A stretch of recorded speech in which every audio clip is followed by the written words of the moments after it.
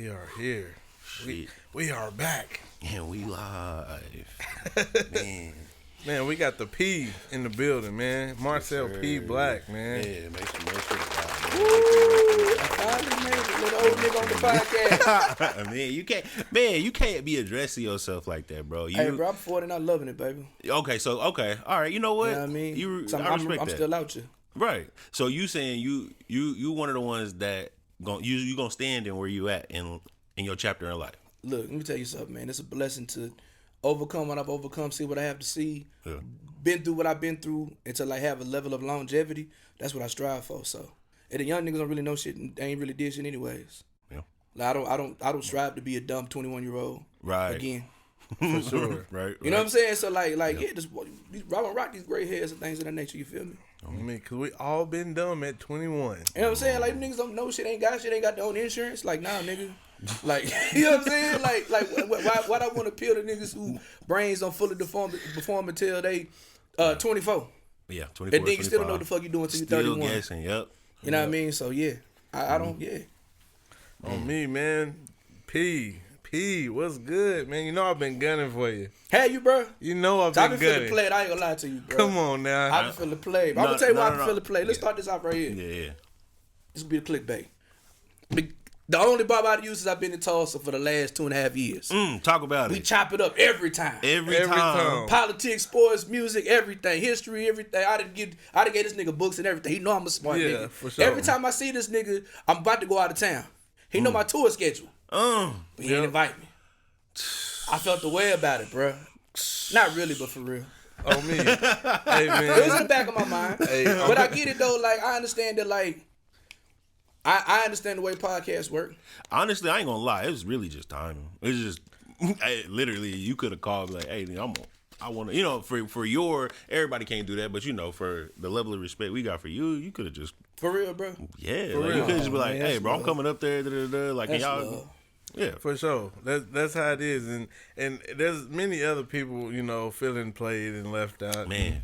Hey, man, it happens, man. I've been looking into getting a clone so I can have a nigga sitting here. I can be at home with my babies and everything and still have everything running. But, yeah, like you said, time, man. I feel like it's just the right time, too, man. I'm glad we getting a good one in before the end of the year. Right. You know what I'm saying? You've been doing a lot of things. I'm pretty sure you done already scheduled next year's tours. That's what I'm doing right now. You know what I'm saying? Like I'm just going to, like, be honest, bro. Like, I have not been around anybody who's as organized as you are. Like, this nigga will show me, like let's say a memory come up, you know what I'm saying, him performing for somebody and it was a special moment. This nigga will go, you know, to his notes and shit, nigga, and nigga, he'll have that exact note with the exact photos from that damn show to, nigga, I'm talking about everything. I've never seen nobody that organized in my life. You know what I'm saying? I do everything myself, so I can't be... You gotta have everything lined up, you know what I mean? Because you never know. Like, I come from the era of, like, we had to go book a show. You had to take a damn physical, like a binder, like a show book. Like, for real, like, say, hey, man, I want to book your event. Here's pictures and photos and flyers of what I've done in the past. Damn. And you have to, like, go show it to, like, a venue owner. Yeah. Or a talent buyer. You had to have a binder. Of like I'm trying, what's it like a... Like a trapper, what they call it. No, just like, kind of like a, damn near like a... I'm saying like a lookbook, I guess you would call it, right? Okay. But it's like about this big, boom, like literally have the flyers, you know, because don't nobody press up like pass our real flyers no. But we used to do that, like we used to be out there with the flyers in the parking lot, putting them on cars and shit. Yeah. You know what I mean? Or like being outside of the venues after the let out and passing out stuff. So like keep a flyer, boom, have somebody take pictures, pay for the printers to get printed. Yep. From goddamn CVS or some shit like that. Right. Yep. Put it whatever. Hey, this is what we did. And then like if you really good with like the venues or whatever, sometimes they might give you the manifest for the night to show how many people paid, cover, whatever. You know what I'm saying? To show like your draw or whatever. So I come from that era. So now it's just all in here. Hey, what's so crazy about that, just thinking like that, I'm going to say some of you niggas only getting 10 people to come out, and you got 10 social media pages. And this nigga talking about the era where you had to go out there and literally request for niggas to come to your show. Put it in their face all day in all these different advertisement ways. And, like, there's no excuse now, you know what I'm saying? We got social media, we got phones and point of contacts DMs and stuff and like that. You like, know what I mean? It's all kind of ways. That's crazy. Can you imagine that going with a lookbook, bro? Boy, hell no. I remember me and my partner Donnie, we threw events together with his company called Soul by the Man, and like let's say we had an event on Saturday, we looking online. Every fucking party or event that was going on that week starting Tuesday, we pulling up. Yeah. We politicking. Yeah. Hey man, we got a show at such and such Saturday, Tuesday night, Wednesday night. Hey man, such and such, boom, boom, boom. You know what I'm saying? Going holler at the DJ. Hey DJ, shout us out.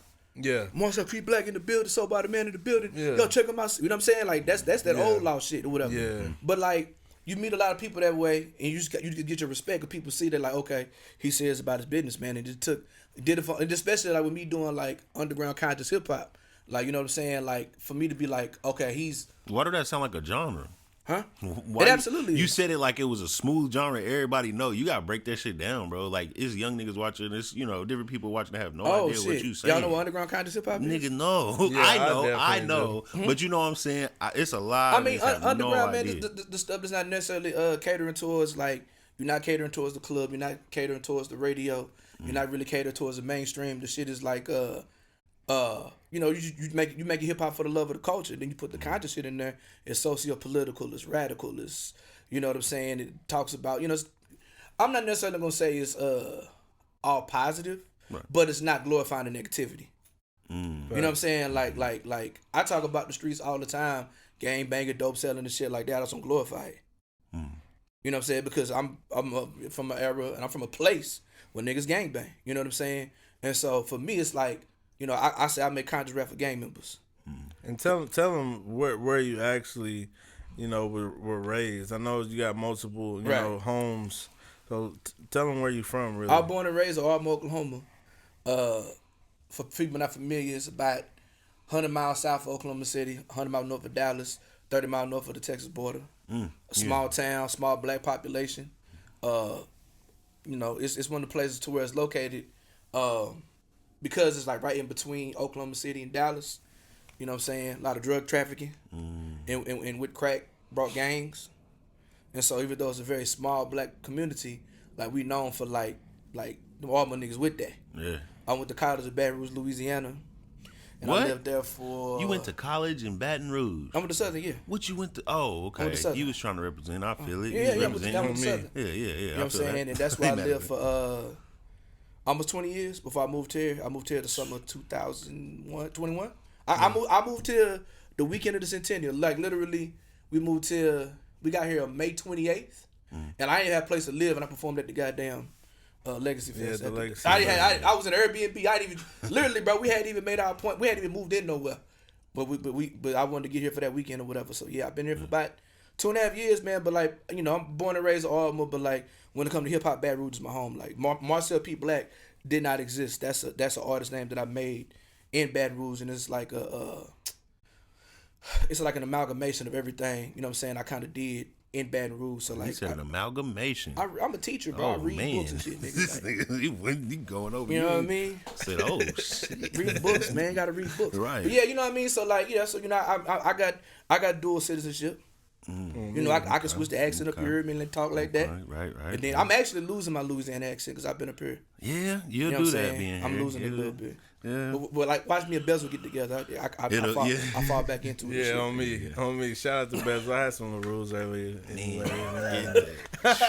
It was just on the humbug, you know what I mean? On me. But yeah, so coming up and doing music in Louisiana and Baton Rouge, I mean, first off, you in college at Southern, HBCU. Like, I know it was really lit. Did you start doing that type of music while you were in college, or was it after you were in college? I started. So it started at Auburn, man. Me and my partner Nkosi, we started out.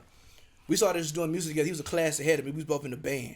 I played trombone. He played saxophone, but he also played piano. So we just started off just like freestyling on the back of the bus, and then it came to the bedroom where he's playing piano and I'm rapping and shit. And then, my father, God bless his soul, was a gospel musician. So, like, we had, like, an old, old school setup, like, literally, like, an 8-track analog recorder. And it took us, like, a whole summer to record 3 songs. You know what I'm saying? Either 3 or 4 songs, right? And then, like, it took us the length of the songs to record that shit on tape. I mean, to get it from tape to CD. Yeah. And then when it came to burn the CD, so the CD might have been like 14 minutes. It took us 14 minutes to burn the 4-song CD. Yeah. And imagine like burning 100 of them. And then like back then, man, we didn't have no there ain't no black radio station in Ardmore, so we either had to drive either to the city or Dallas. You know, because back then you couldn't send no shit through MP3. Yeah. So we had to either drive or put it in the mail. But you know, it was always fun to go drive. So we'd drive up to Perry Broadcast Studios or whatever, or the radio station in Dallas, you know what I'm saying, in hopes of that play our shit. They never did. Yeah. But you know what I'm saying? But stuff like that, we like, you know, like the niggas be playing basketball at the center. Boom, as everybody come out, niggas start rapping. Yeah. You know what I'm saying? And like back then, it's like right now, everybody rap. So you had niggas who rapped on the bus. You had niggas who rapped in front of the cafeteria. But the niggas who really went to the studio, them was the rappers. Y'all was just play. Yeah. You know what I'm saying? Sure. Or the people who might do a talent show or like really perform in places or whatever, them was the rappers. You know what I'm saying? Everybody else, y'all just having fun or whatever. So I come from that era, you know what I'm saying, to where it was like you had to earn that shit. It wasn't no likes. It wasn't no views. It was like, was you outside bussing? Yeah. Like what did you do? Did you be a freestyler written? You know what I'm saying? Like if you step up, nigga, did you go off?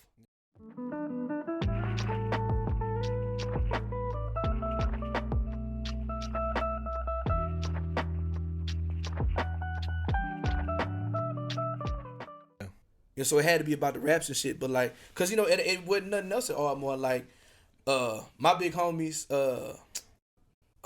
Prime Prowders, you know what I'm saying? They had a bunch of different names. The Crimson Crew, you know what I'm saying? Ardmore Crimson Mafia, but I think they was the Prime Prowders before they finally quit. They like 10 years older than me or whatever.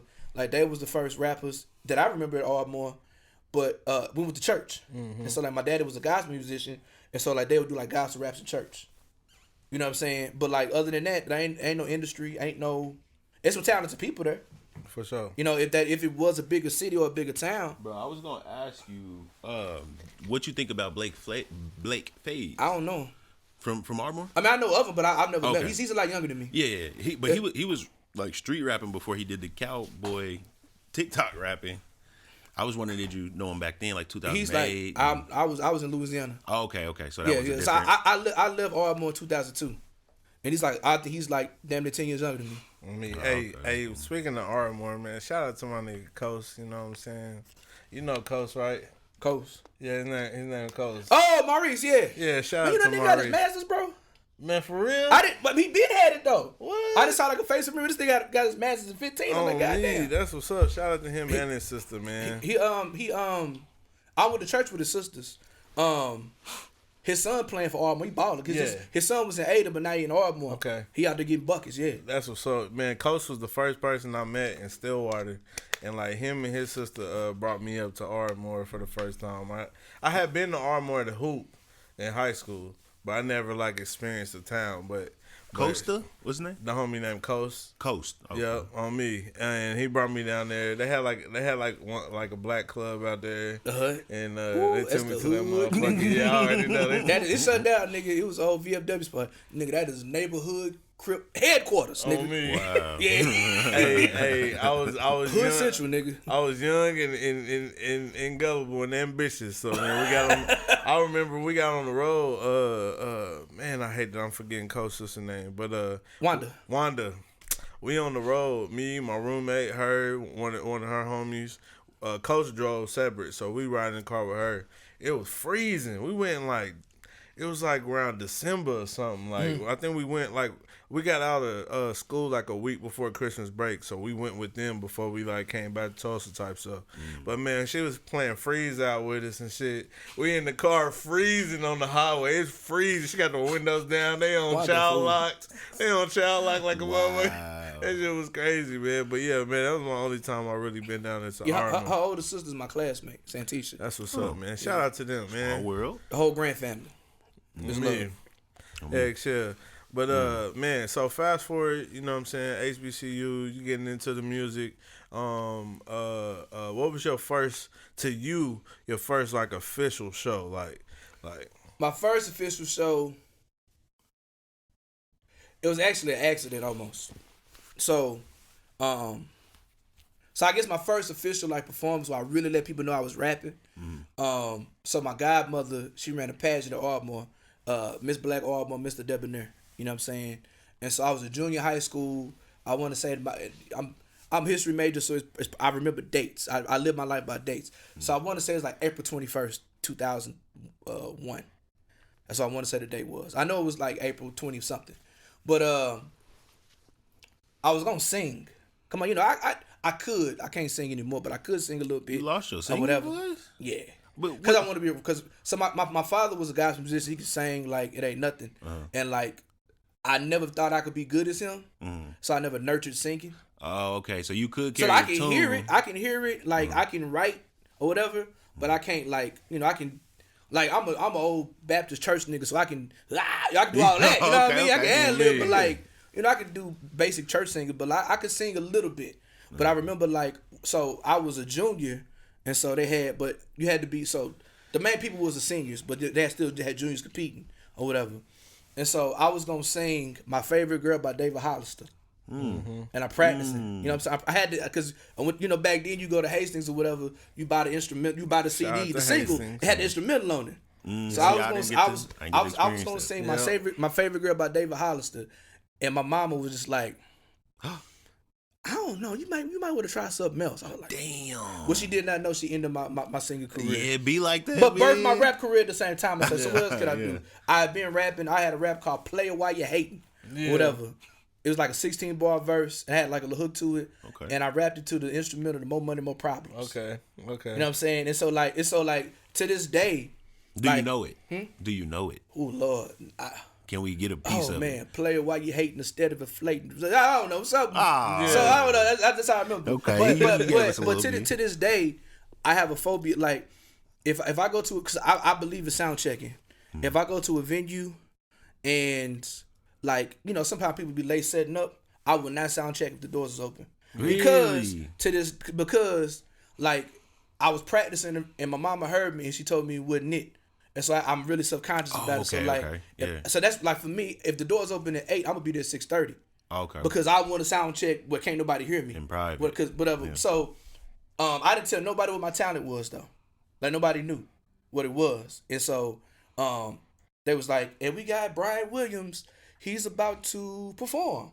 Yeah. I'm coming out. You know what I'm saying? I started rapping or whatever, and I killed it, bro. I killed it, and I ended it with like a little. I had it mixed, and I ended it with like a light little crip walk exhibition to shake them haters off. You know what I mean? You know what I'm saying? The most 2000 shit ever, right? You know what I'm saying? Yeah. Rapping some Puff Daddy and Biggie and then whatever. But so that was like my first performance, and like I just felt the rush, man. Like, and then honestly, man, growing up with my father being a gospel musician, and like watching him create something. Like he would get up in the morning and like he just play on his guitar, and he had like this little chicken scratch on his yellow notepad, and then I watch him go downstairs and I watch him record it, I watch him rehearse it, and then a couple Sundays later he's singing and people catching the Holy Ghost. Mm-hmm. That's what I always wanted to do. Mm-hmm. You know what I'm saying? Like I wanted to make music and I wanted to perform it in a way to where it had like a spiritual connection or an emotional connection. And so like I really got my fix the first time I did it. And that's one of the many reasons, like... The first time you rap? The first time I performed live. Oh, okay. You know what I'm saying? Like, of course, I was rapping since I was like 11 or whatever. I first learned how to rap. And my cousin taught me how to rap when I was 5. He just passed away about a couple weeks ago or whatever. He taught me how to rap or whatever. So I've been rapping forever. Really been writing seriously since I was 11. But my first public performance was 17. And I just got hooked, man. Like, and that's the reason why, like, I take live performance so seriously. Why'd you get hooked? Man. Why did you get? Because a lot of people's first performance is sweaty, it's nervousness, is. I mean, it is, but it's fun. It's just like, it's like. You said I was hooked. Like what? Because like I said, just the adrenaline rush of me using something that I created, and it has like an emotional effect on somebody, or like whatever, or they react to it. Or something, just some shit that you might even be subconscious about saying. It just opened up. It opened the door. Like you know this too, Keezy. Like you as well. Like you can say some problematic shit on Facebook or as a tweet and it's a problem. You saying in a rap. You're like, this nigga spit. You know what I'm saying? So it's like, like being able to like Like, or you know, you might be vulnerable on the track and talk about something sad that if you said it, like, nigga, you tripping. You know what I'm saying? Nigga, get out your feelings. So it's a powerful way to articulate. Absolutely. So it's a way to express yourself, and just like, and then like the immediate reaction you get. You know what I mean? So like, I was hooked to it, and I love it. That's absolutely my absolute favorite part of being an artist is being able to perform live. And which brings us. That's the perfect transition. Talking about performing live. Here we go. Let's do it. He's finally here.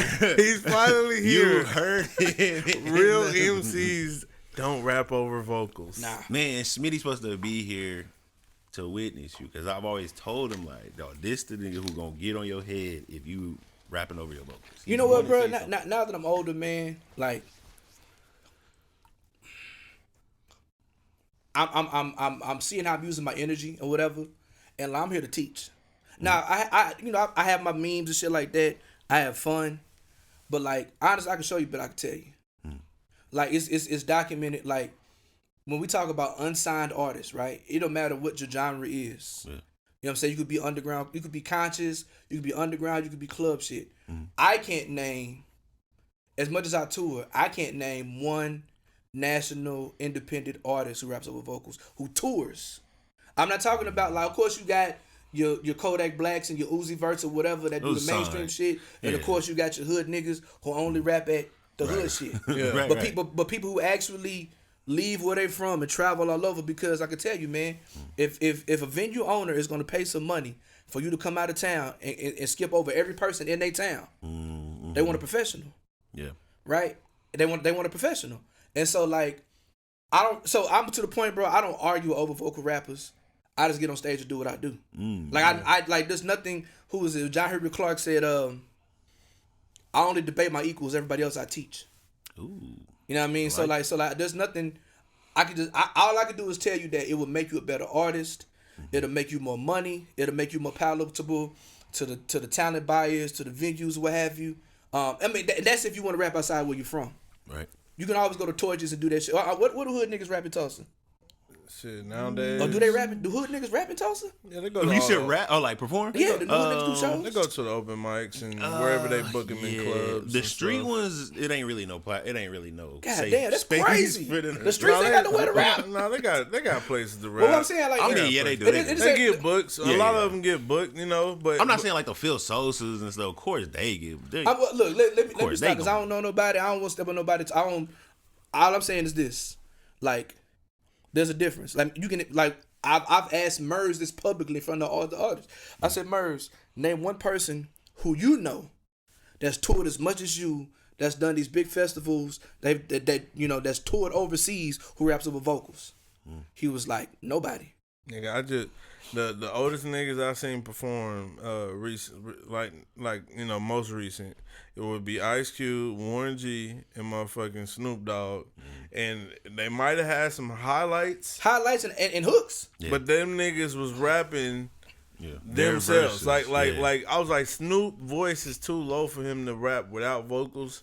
But I was still like, thank you for rapping with no vocals. If you think about it, like, if you think about the highest levels, like, they just did the 50th anniversary Grammy show. Nigga, they had Boosie rapping without vocals. Yeah. Like, when you talk about the highest level of professionalism, like, if you ever go see Jay-Z rap, these niggas is in their mid-50s. For sure. Well, it's not even talk about like a Caribbean one to Big Daddy Kane. Yeah. Because, you know, what's crazy is all them niggas is the same age, but they come out at the same time. Yeah. Like, I want to say, like Jay-Z's older than Pete Rock. Yeah. But they'd come out at the same time, so people think them as different eras. But if you go watch Nas at Madison Square Garden and stuff like that or whatever, like, the best MCs, and then there's another thing too. Let me take it even deeper. Now, I know younger people don't really care about hip hop like that, right? It's just some shit to do. Yeah, they like, young niggas care about the internet more than anything. They do. I care about the culture. And so if you think about it, bro, hip hop, as the way we're counting for 50 years, you know, we talk about 1973. The first hip-hop vinyl record didn't drop until 1979. So these Grandmaster Cazs and these Funky 4+1s and the Crow Crush Brothers, they was rapping routines. You know what I'm saying? It wasn't nothing recorded. Like you had to go, if you wanted a tape, you had to be at the block party and have it recorded, and then they recorded it, you listen to it like that. Yeah. But when they get up there, they ain't got no cassette players up there, they got vinyls. Yeah. And so whatever they did the night before, they're not rapping over that shit. Yeah. They rapping it live every night. Yeah. And so for me, as an MC, I try to honor that tradition. Yeah. So the first 6 years of this 50 years of hip hop, there wasn't nothing there wasn't no vocals to rap over. Yeah, for sure. You understand what I'm saying? And when they did, and you gotta think about it, they was coming out of the live band tradition. You know what I'm saying? Yeah. And so like it wasn't until the music industry like really came along, you know what I'm saying, that made that a thing. Bro. And then if I'm gonna take it even further, let me get on some meta shit, right? So the first one of the first rights Africans in America had during the peculiar institution of chattel slavery was the ability to make music and sing. And that was one of the first freedoms they had? One of the first freedoms. Wow. We weren't allowed to do shit. Yeah. But they let you sing them slave hymns. You know what I'm saying? For sure. And we use that shit as a way to get free. Like Way in the Water is a gospel song, but it's a runaway slave hymn. They literally telling you, you see that man over there, they telling you, you know what I'm saying? But it's coded language. Yeah. And so when we get to the point to where we let this white supremacist ran music industry define what's acceptable, you know what I'm saying, because they're commodifying what we do vocally, it's a problem to me. And then, like, as a live performer, I'm going to give you an example. I remember I was doing a show in New Jersey. It's like 2019. And this dude was rapping. And it was like, all my niggas is kings like Boogie Cousins. By this time, this nigga DeMarcus Cousins to play for 3-4 different teams. He could have said Warriors. And it would have fit. You know what I'm saying? But he's still saying king. Like you can't even. Because he rapping over the vocals. You gotta go with that shit. If he didn't have the vocals, he could have just. You know what I'm saying? Like you point like I say whatever city I'm in when I'm in the flow, when I'm in the verse, when it comes to it or whatever. And so like you limit yourself. First of all, it does not sound better. It doesn't. It doesn't sound better. And niggas every nigga who wants to see, y'all better give me praise. I'm trying not to go there, but every nigga who wants to blame the sound man never fucking go to sound check. Facts. Man, my fucking mic, man. Nigga, don't go to sound check. You don't go to sound check. You don't go talk to the engineers. Yeah, you ain't tapping in with the source. Cause you don't get there till goddamn. You bro, late. you know what's like crazy? Just like just to kind of add to that, cause when it comes to sound check and all that stuff, it's very important. But if you are not really good at your craft and you're only used to rapping over your vocals, stuff that's foreign will be very difficult for you. Like, for example, like not having feedback monitors. Yeah. Nigga, if you're not used to just keep, like being able to just keep going, even though in your mind psychologically you like, nigga, don't sound right. I can't hear myself, but you're projecting perfectly out there. But you don't got no feedback monitors, nigga. You gonna fumble if you don't work on that craft, like or having a fucked up mic. You know what I'm saying? There's ways you can make yourself sound better with a fucked up mic. You know what I'm saying? But if you rapping over your vocals all the time, bro, I'm sorry, it's just karaoke at this point. Yeah, I mean, it's karaoke. It's, so it's like at the end of the day, man, like you can, and it's not people think it's just like only hip hop niggas do that shit. 2 Chainz don't rap with vocals. Drake don't either. And so it's like at a certain point. So I look at it like this, man. Like there's professionalism and there's amateurism. Yeah, I don't know if you need one. No, I'm good. Oh. It's professionalism and it's amateurism, right? Yeah, mono. You don't have to. A lot of people think, once you finally get $1 million, you're a professional, right? That's not necessarily true. Professionalism is the only way that you're going to matriculate and get to that next level. You would never be a millionaire being an amateur.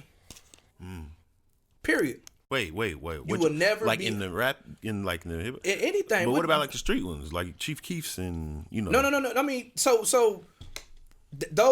are the exceptions and not the rules. Okay, explain. I'm saying so like those. I'm just coming from the young nigga like, nigga, I got you. Nigga, what you I'm saying, nigga? but it's so okay. I'm gonna make this very clear too. I want to specify this, right? My campaign is real MCs don't rap over vocals. Do you think Chief Keef will call himself an MC? He's a rapper. So that answers your question right there. Like what Chief Keef does is not a reflection of what Big Daddy Kane does. It's not even. He's from Chicago. It ain't a reflection of what Lupe Common does. Right, it's a whole different cloth or whatever. So I get it. Like if you're not here to like be an MC, if you're not here to like impress people as a live performer, then I'm not talking to you.